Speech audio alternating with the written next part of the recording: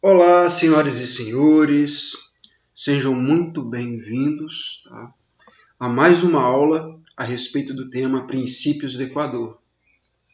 Joia? Nessa aula eu vou ter oportunidade de apresentar para vocês os 10 princípios do Equador. Tá? Então, como já falei anteriormente, né, os princípios do Equador se dividem, né, em 10. Tá? E nessa aula eu vou citar cada um destes princípios, tá? E apresentar para vocês o conteúdo de cada um deles, ok? Explicando aí detalhadamente a que se refere cada um dos princípios, tá? Basicamente, em linhas gerais, né, eu já falei a respeito sobre estes princípios, né, na aula de apresentação, tá? Na segunda aula também, onde eu fiz uma introdução, apresentei o escopo, né, a respeito dos princípios do Equador. Também vimos o glossário de termos. Então, acredito que nessa aula vocês já com o conteúdo mais familiarizado, né, com o conteúdo, terão condições de absorver bem melhor, tá, a matéria aqui exposta. E é isso, tá? Vamos direto ao tema.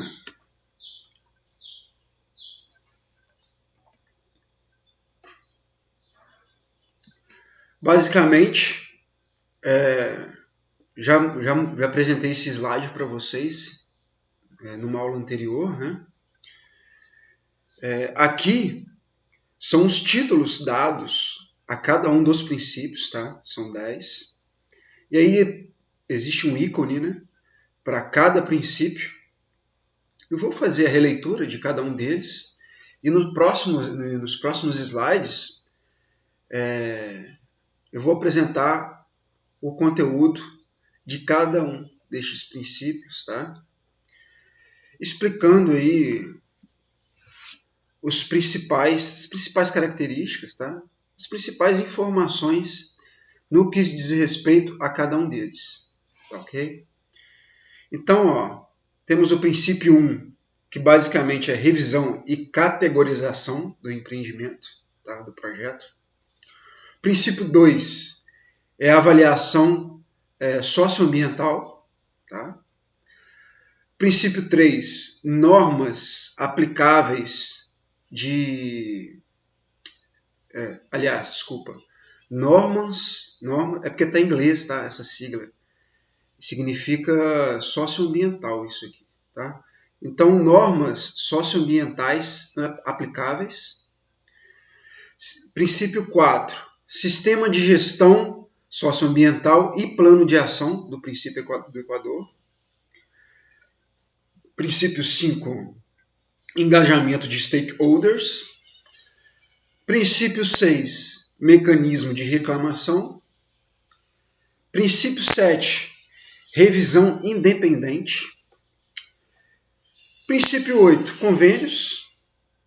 Princípio 9, monitoramento independente e relatórios. Princípio 10, relatórios e transparência. Então, basicamente, tá? Estes 10 princípios reúnem todos os critérios necessários que os projetos apresentados às instituições financeiras, né, signatárias do princípio do Equador, exigem dos empreendedores para conceder os empréstimos, tá? As linhas de crédito, que é o escopo, né, do princípio do Equador que eu apresentei na aula anterior. Tá?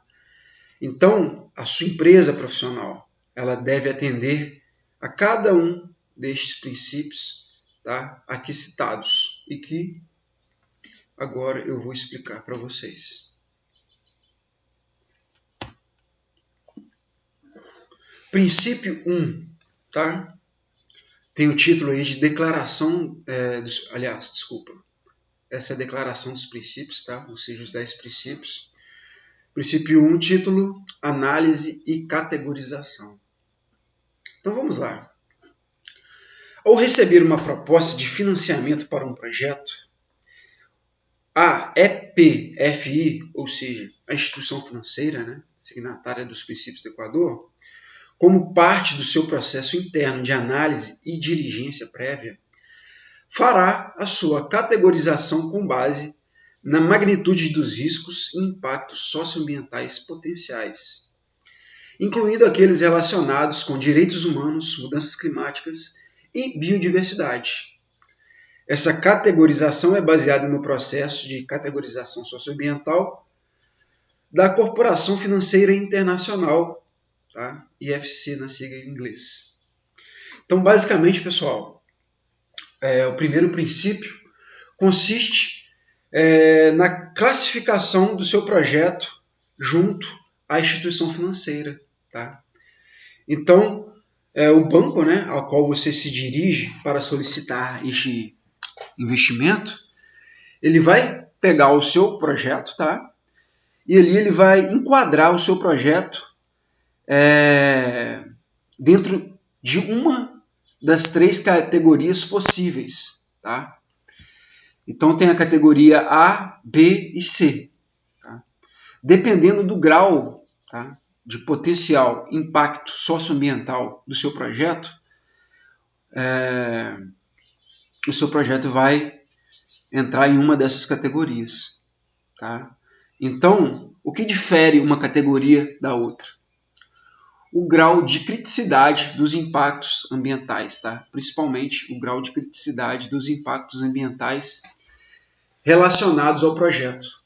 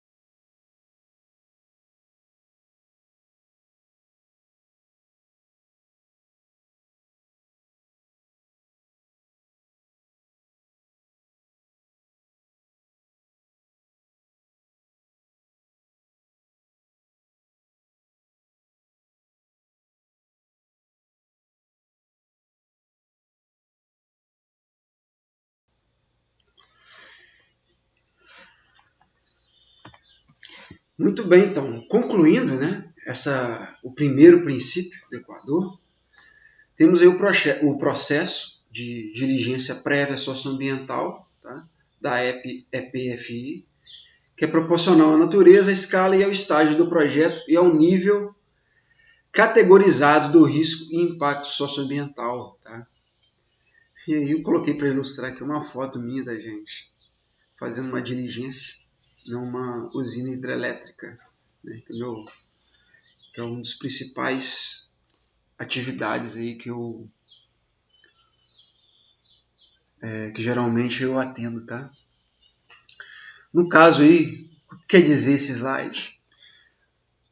O que quer dizer, né? Processo de diligência prévia proporcional à natureza, à escala e ao estágio do projeto. Ou seja, está querendo dizer que, para que já expliquei, né, pessoal? Diligência prévia seria uma espécie de fiscalização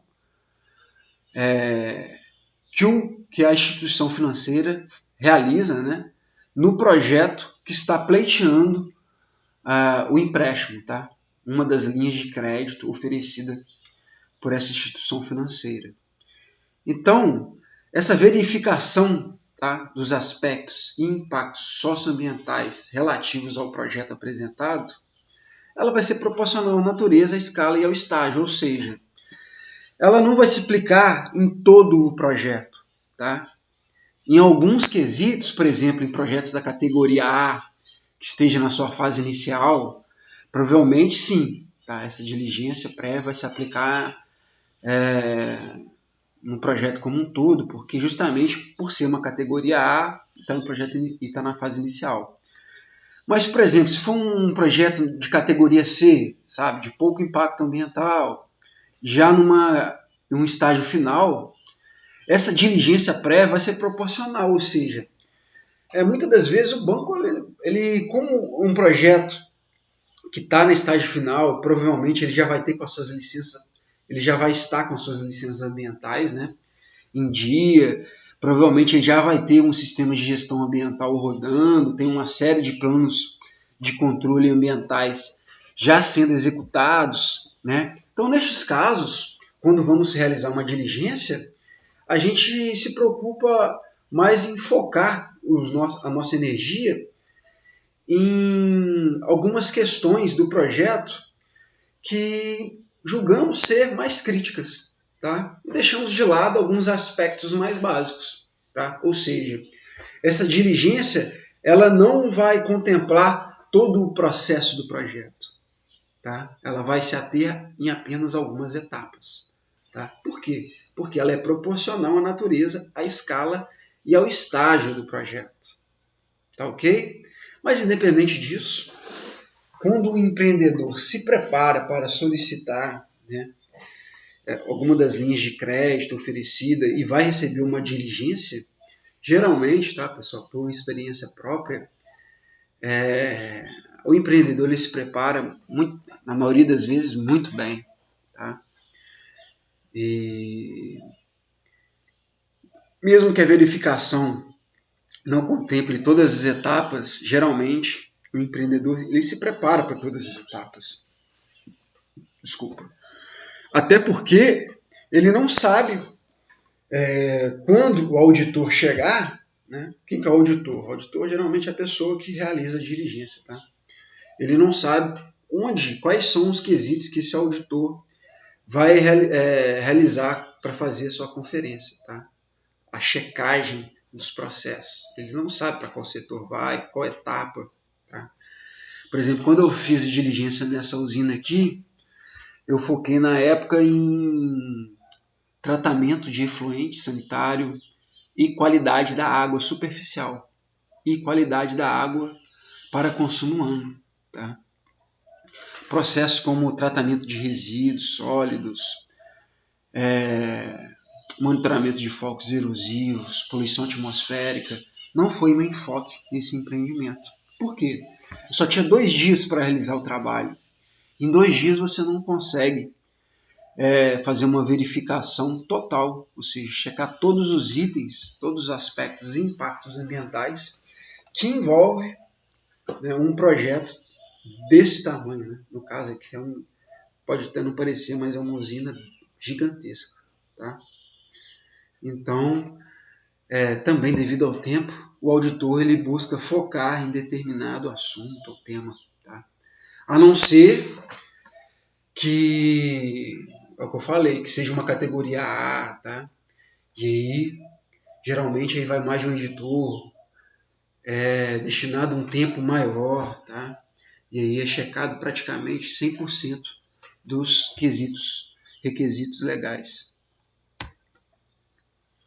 Tá joia? Então, chegamos no princípio 2, tá? Vamos lá. Espero que o princípio 1 esteja bem claro, tá? Acho que não tem nenhum mistério. Fiquem à vontade para retornar a algum ponto dessa aula, tá? E se ainda restar alguma dúvida, o que eu sempre indico para vocês é que entre no site da Associação dos Princípios do Equador, o site que eu inclusive, já mostrei para vocês, né, como que faz o acesso.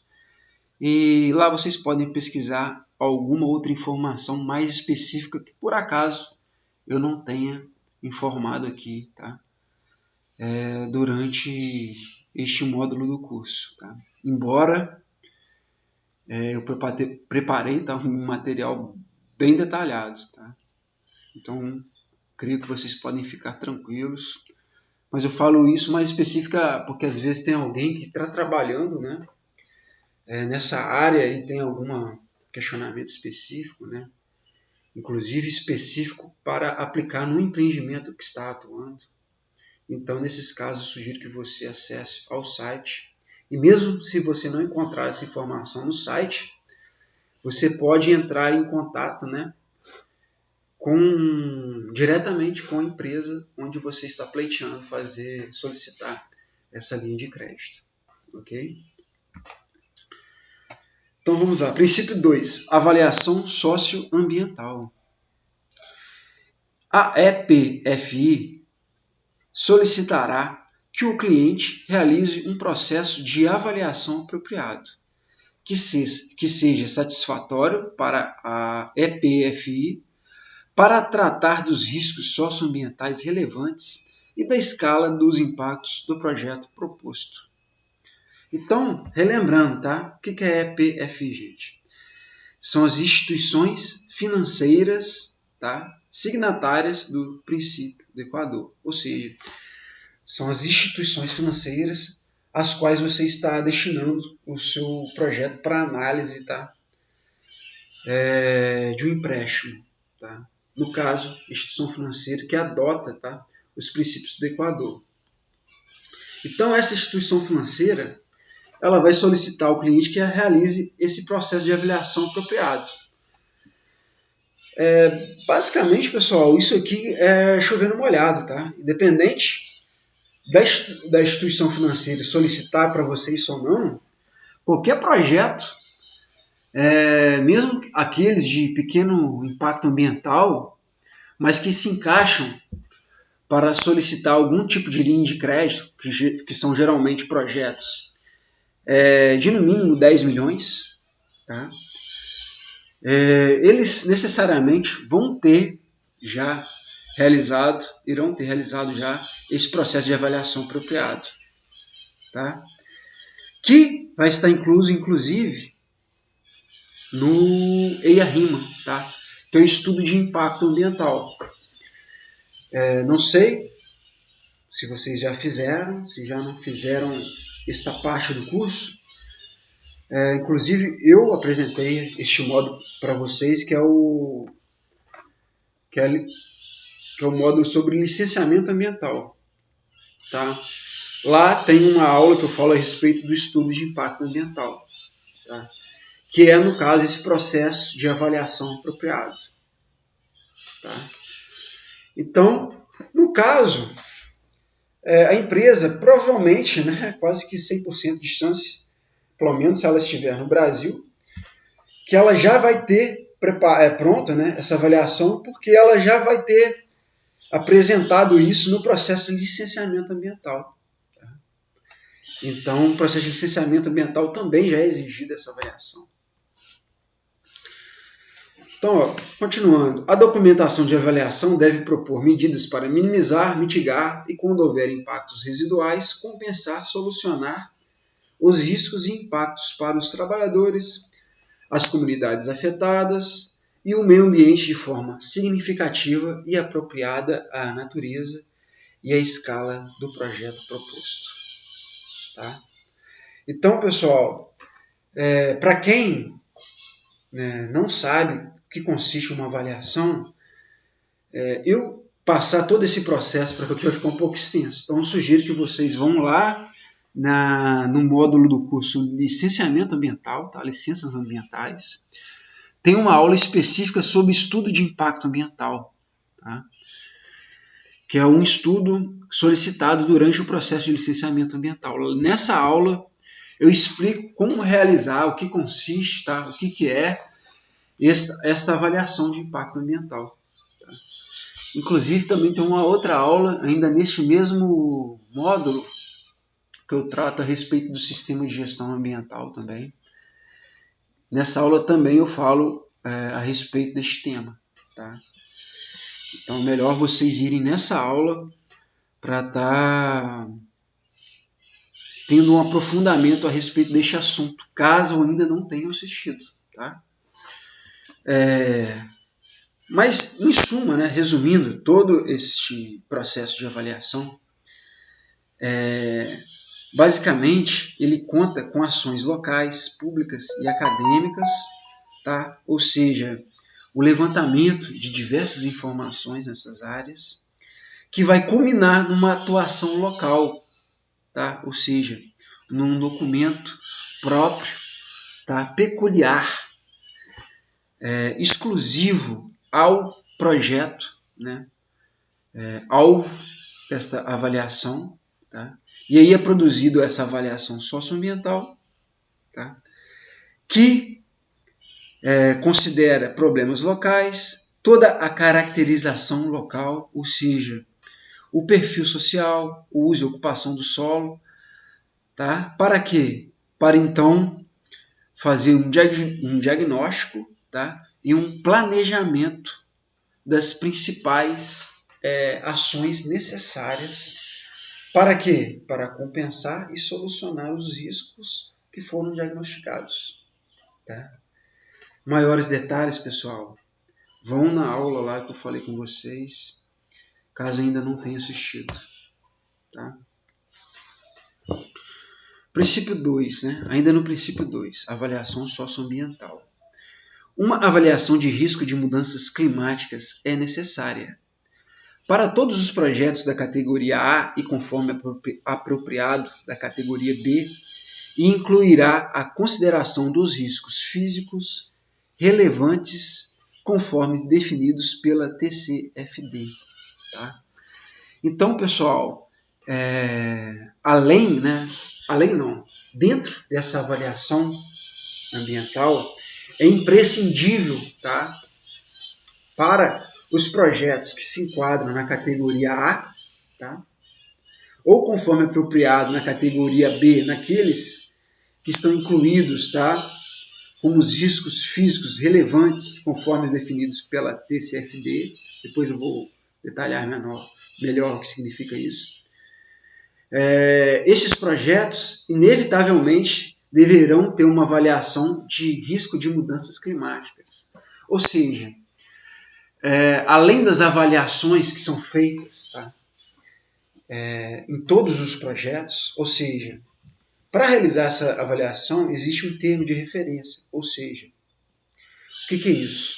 São as informações básicas, ou seja, o mínimo de informações que deve conter este documento. Tá? Então, o empreendedor ele vai buscar atender, tá, esses mínimos de informações que são solicitadas, baseado nesse termo de referência. Além dessas informações básicas, o empreendedor ele vai buscar acrescentar maiores informações que ele julga necessário, tá, devido à área de atuação, ao tipo de atividade. E, além disso, ele terá ainda que adicionar uma avaliação de risco de mudanças climáticas, tá, para o seu projeto, quando o seu projeto for de categoria A ou B. Ou seja, por exemplo, vou dar um exemplo prático, tá? Para que vocês entendam melhor. Vamos supor que eu apresentei um projeto para uma linha de crédito. Esse projeto caiu na categoria A, tá? E aí eu apresentei uma avaliação ambiental. E aí dentro dessa avaliação eu contemplei o risco de mudanças climáticas. Vamos supor que o meu projeto é um projeto de instalação de usinas eólicas, tá? Então, o que eu devo considerar? Qual foi a minha pegada nesse projeto? Tá? Qual que é a quantidade de emissões de gás de efeito estufa que eu vou emitir? Tá? O que eu vou fazer para minimizar a emissão desses gases? Quais são as minhas ações que eu vou adotar para compensar estes impactos, né? Ou seja, essa emissão de gás de efeito estufa? Tá? Como que eu vou fazer isso? Eu vou plantar, vou criar uma unidade de conservação, vou compensar através de um pagamento de um recurso financeiro para que uma outra pessoa faça essa compensação por mim. Tá? Então, todas essas avaliações e essa proposição de ações, né, para solucionar esses riscos levantados deverão estar inclusos dentro da avaliação de impacto ambiental quando o projeto estiver encaixado na categoria A ou B. Tá?